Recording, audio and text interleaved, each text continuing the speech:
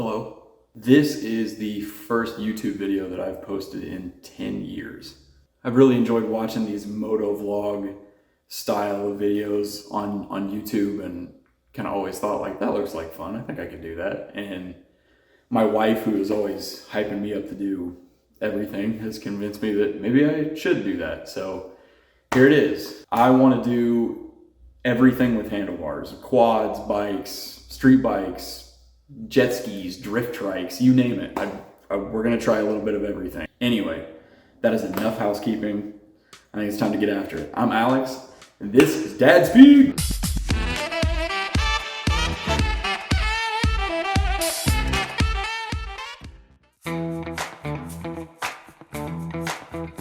Today's video, we're headed to the Hoosier GNCC in Crawfordsville, Indiana. GNCCs are this enormous series that draw amateur and professional motorcycle and ATV racers from all over the world. And this one just happens to be pretty close to home. So I like to try to go here and hit this event every year if I can. I used to do this kind of thing all the time, but I haven't for a while, and I'm old and fat now. So it should be pretty challenging, pretty interesting. Well, why do you need to be in shape to drive something? You said that. I know you said that. You thought it at least. Well, let me show you what I'm talking about. This is a Honda TRX 450R, and this is my soft, doughy, cholesterol-riddled body. And what I'm going to show you now is that there's a noticeable performance difference between the two machines. And as this is for science, we need data, which we are going to obtain using a chest heart rate monitor that is synced to this watch that is currently telling me that my heart rate is a balmy 77 beats per minute. Behind me is a short loop that I've made up. It's not very long. It's a 15 or 20 second lap, but what it lacks in length, it makes up for with discomfort. It's rough, it's almost entirely curved, which means I'll be standing and turning, and with my feeble, atrophied legs, that's going to be difficult. I have to squeeze the chassis very tightly so that I'm not flung off into oblivion, never to be seen again. And all of those actions together are going to affect that heart rate number just a little bit. And what I'm gonna do now is 3 laps of this as fast as I possibly can. Ready, steady, go.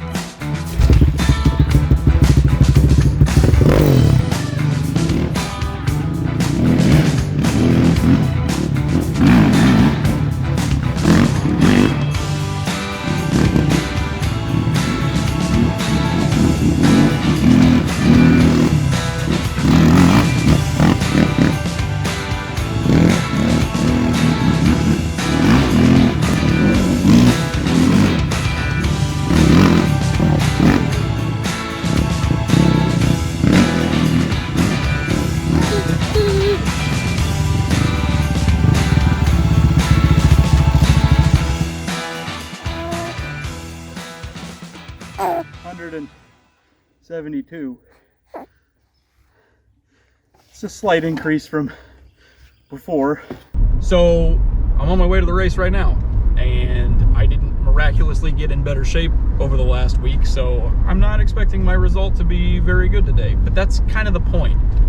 The class that I signed up for, to be honest, I don't really belong in, but I want to. So kind of the bigger picture here is to go get my butt kicked by these guys today, and then in 5 months this series comes back around and I can race these guys again.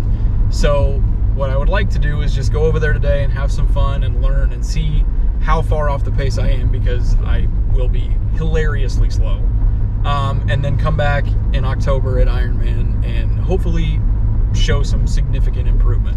But the game plan for today is don't get last, don't get hurt, maybe do a wheelie or something, I don't know, and just have fun riding.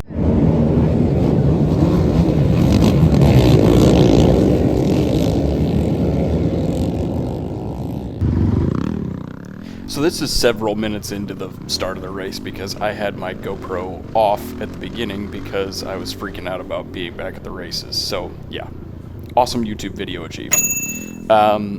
As you can see, I'm already moving at the speed of smell. I was in complete survival mode literally from the very start. I had moments where I could pick up my speed a little bit, but I couldn't sustain it very long at all. I am so unbelievably out of shape. But I was having a good time riding around. This place gets really, really rough, and I don't know how I forget that every year, but I've never experienced anything this rough in my life. The ruts were incredibly deep, as hopefully you can kind of see on the screen, and that made for some tricky situations. I couldn't stop getting stuck.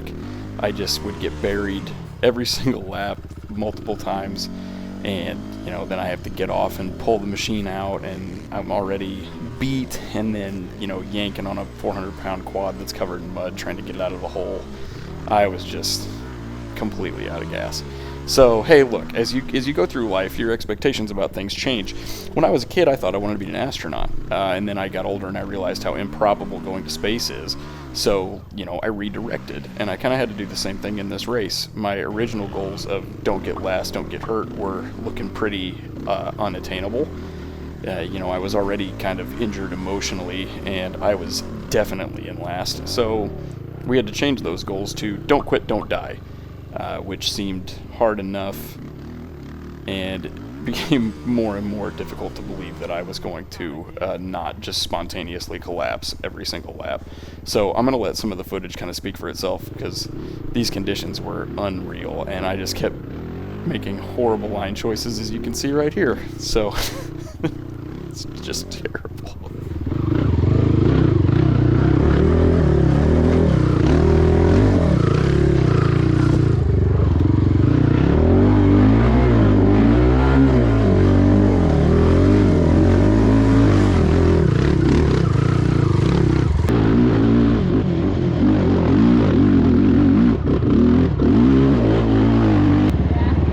As slow as me? I look, it's not good. You're beating like 4 people total.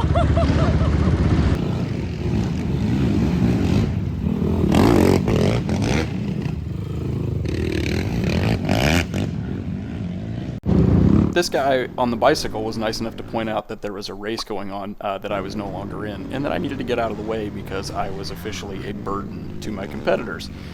So that was a pretty good feeling in itself, but the real icing on the cake for the day was when my steering stem broke for no apparent reason. I was stuck and was trying to steer out of the ruts, and I couldn't because my handlebars relationship with my front wheels had come to an end, and so had my race. So track crew towed me back to the truck, and that's a wrap for the Hoosier GNCC for me.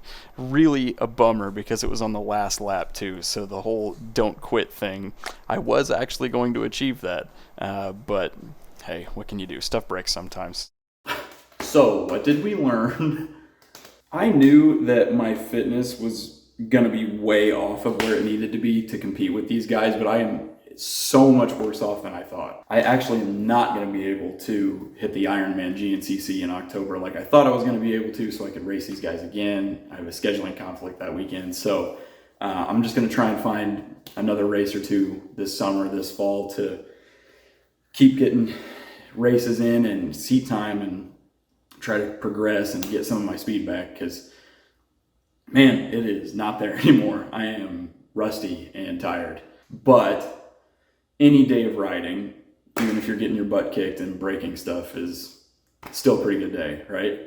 So it's okay. In the meantime, I've just got to keep getting in better shape and keep riding more, and maybe the next time I line up with some guys like this, I'll be able to hang a little bit better, but that's down the road. Next time, my wife and her 400EX are going to get a little bit more acquainted. We're taking her riding, and we're fixing what we broke at the race on the 450. Thank you for checking out Dad Speed. Let's go riding soon.